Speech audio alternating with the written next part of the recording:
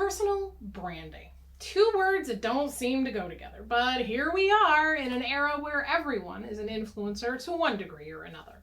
Roll your eyes if you want, but personal branding is an idea that's been around for 40 years. It'll probably be here for 40 more, if not longer. For multi-passionate creatives, personal branding can feel especially tricky. You wear many hats and have so many interests. How do you bring all these passions under one cohesive brand? How do you stay true to yourself without feeling like you're selling out?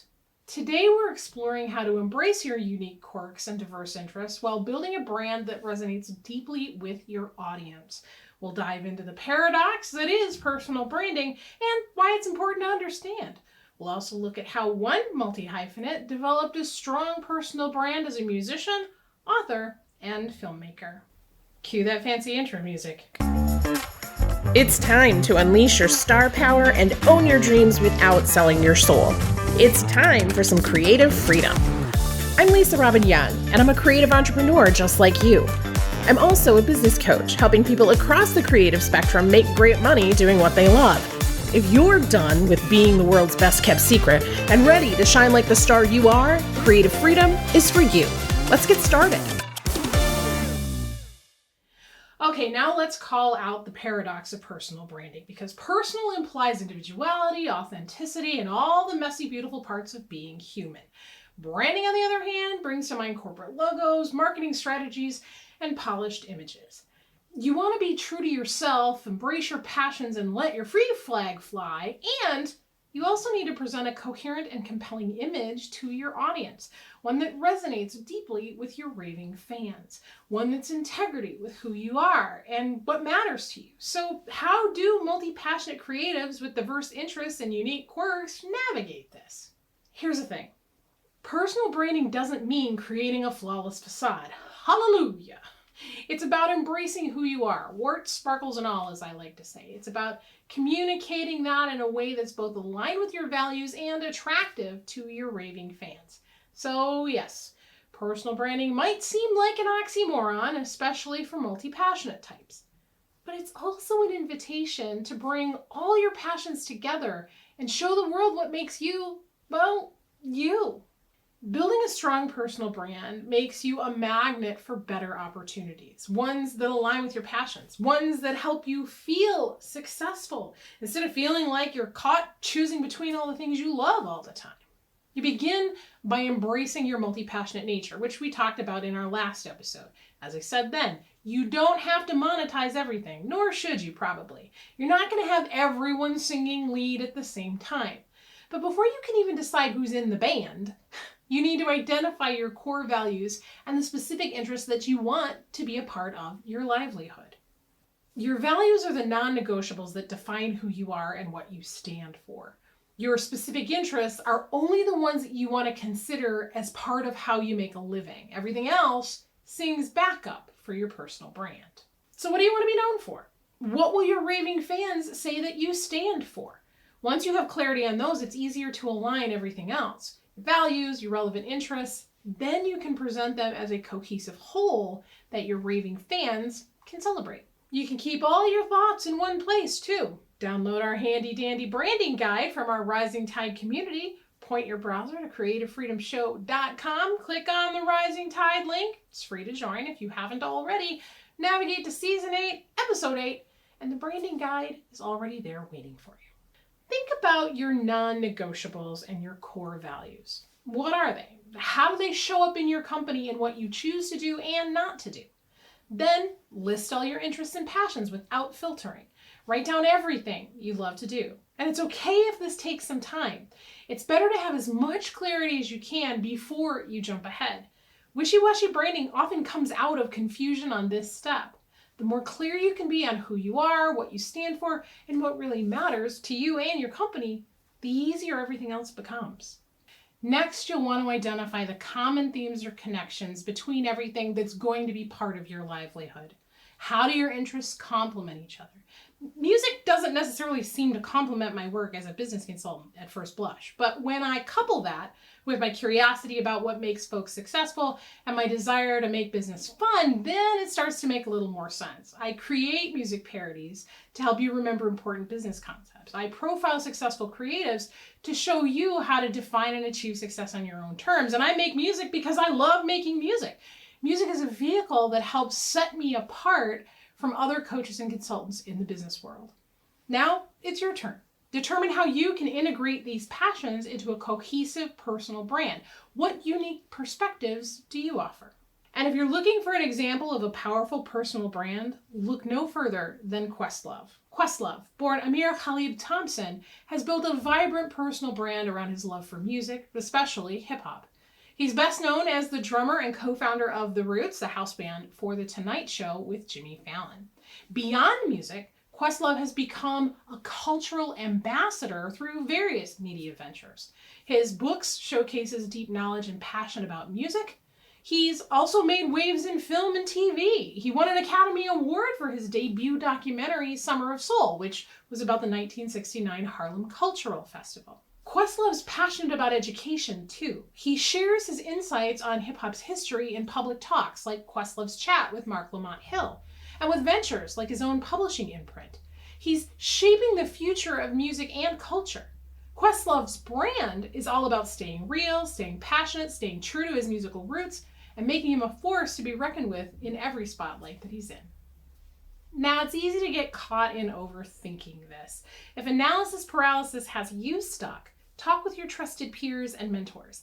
How do they perceive your strengths and talents? Sometimes we're like fish swimming in the waters of our own talents. We can't see the water because it's all around us and moving through us.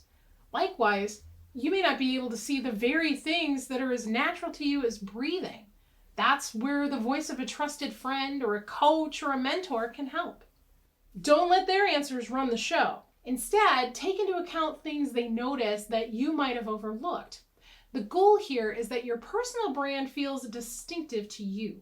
While there may be other people in your industry doing similar things, there is no one else in the world that can compete with you and your approach because it's uniquely yours. Once you understand what's unique about you and your brand, people need to know. Sharing your brand stories are an important part of how your raving fans begin to fall in love with you and your company. A brand story can weave together your various passions into a cohesive narrative.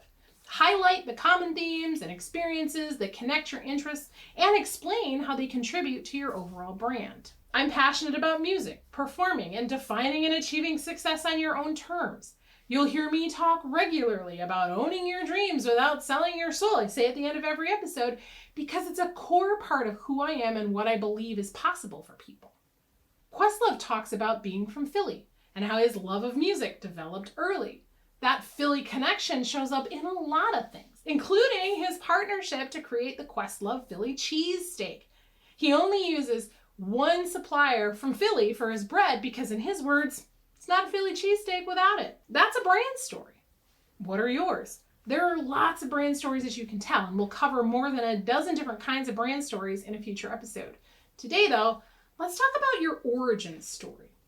Start by outlining your career path, including the significant milestones and challenges. How did you get here today? What happened along the way?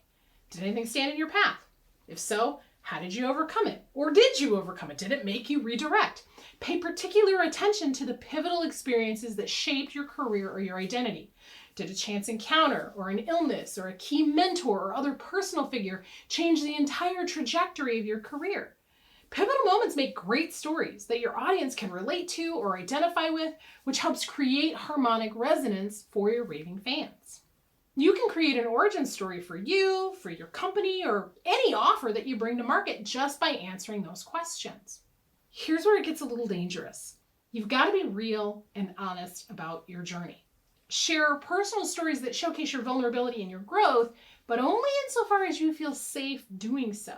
Never share more than you're comfortable with.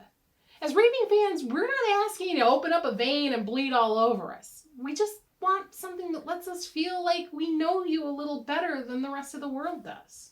Questlove's favorite album is by the Scottish group The Average White Band. He also has a huge playlist of yacht rock, but you wouldn't know either of those things without being a fan because it's not part of his brand story. Questlove's brand is focused on Black culture, Black music, specifically the history of hip-hop and his role in curating and preserving that legacy. That's what we hear about in the media. That's what he's most known for. And those little glimpses into other tastes and influences help his raving fans get a bigger picture about who he is, a pop culture and music curator of all kinds. But you can't brand yourself as I like all kinds of music, because if you're for everyone, then you're for no one. Instead, those interests sing back up and make for interesting footnotes, while the roots, his focus on hip-hop and Black culture, they get to sing lead. Consistency is key. Questlove's branding is consistent across his music, his DJ sets, his social media. When you see his books, when you see him, you know immediately that it's Questlove. He has a distinctive style that's consistent across everything. As you're refining your personal brand, you'll likely need to develop a cohesive look and feel for your brand. My friend and colleague, Rachel K. Albers, I talk about her a lot. She uses a rainbow of colors in her brand palette. She even shows up in her rainbow robe in her online videos. When you see those colors, you know it's her. She even decorated her home office palace in those colors. But it's not just colors. A cohesive look and feel gives people a visceral understanding of who you are and what you're about. Here are two different images from my own brand evolution, Be Kind. In the first, I still had a young child and wanted people to see that fun-loving mom part of me. I was building my career around my family. And now that my kids are grown, that's not a priority anymore. I'm feeling a lot more rebellious and sassy, and I wanted that edge to show up in my branding and my marketing as well. So I tapped Kathy Friend to style me for my photo shoot. Then we turned those photos over to my longtime brand guardian, Tracy Lay, over at Digivisual Design, and she worked her magic on my brand collateral. That means my social media templates, new website, the whole nine. Can you tell the difference between these versions of my personal brand? Even though I'm in both of these images, they look and feel very different. With that evolution in look and feel, my audience has shifted too. That means my messaging has to adjust to speak more clearly to those right people. I used to work almost exclusively with early stage entrepreneurs, but since I wrote my last book, my audience has shifted. Now I'm talking to established entrepreneurs that know they need to be in a bigger spotlight, but they don't have the capacity or the strategy to get there. That's what I help them with. And that's why season 9 of Creative Freedom is going to feature more conversations about that very thing. I'm developing content with messaging that speaks to my right audience. As you grow and evolve, as your business grows and evolves, it's important to keep your brand updated and relevant. Consistency across your platforms will make your brand easily recognizable, and that's what brand's all about. If you're struggling to get started with that, I highly recommend Tracy's free email series and Renegade Brand Academy. I'm not an affiliate. I happily pay Tracy for her brilliance. She's been my brand guardian for about 10 years now, and she's worth every penny. You can learn more at snarkandmagic.com. But looks alone don't get it done. You got to combine the looks and the messaging into a strategy that works for how you're wired to work. That is the key. That's what I help people do. Your content should reflect the various aspects of your multi-passionate brand. Plan content that showcases your different interests while maintaining a consistent voice and a consistent message. Create content pillars that represent each of your areas of focus. Now, that doesn't mean that every passion needs to be a content pillar, but if you want to book gigs as a speaker, you should probably let people know. If you're a business consultant, you should probably let people know. If you've got a new offer, a concert, an event, you should be letting your right people know. And that's all content. That doesn't have to be a lot of content. You don't need to live on the content hamster wheel. Remember, you're not Gary Vee.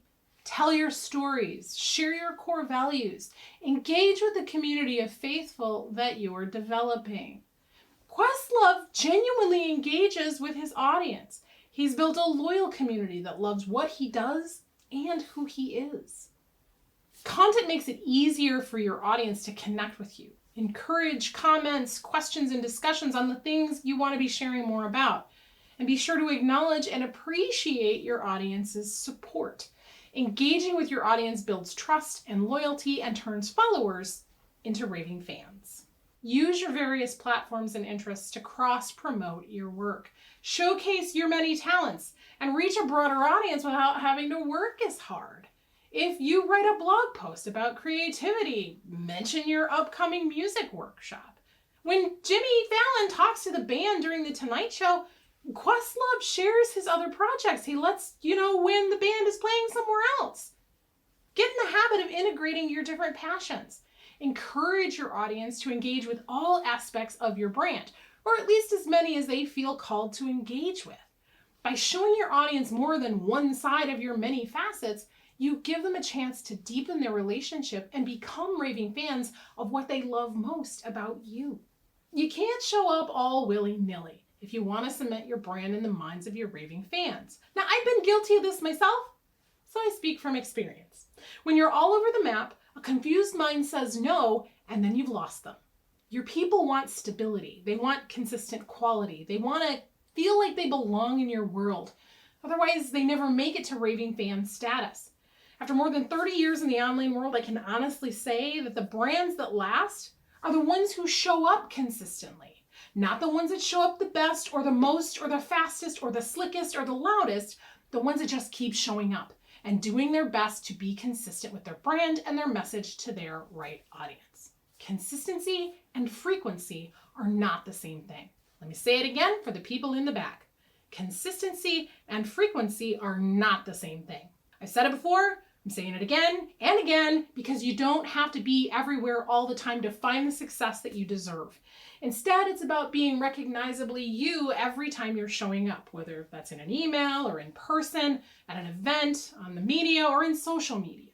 If people can recognize your brand when they see it in the wild, you're doing something right. If they can recognize it and feel great about it, you're doing a lot of things right. And if they tell their circle of influence, and you've done just about all you can do to develop a strong, memorable, and effective personal brand. Follow along in our branding guide and you'll have even more brand clarity. In our next episode, we'll look at the fine art of crafting compelling brand stories. You'll get more than a dozen types of stories that you can use to draw in more of your right people. Sure hope we'll see you there.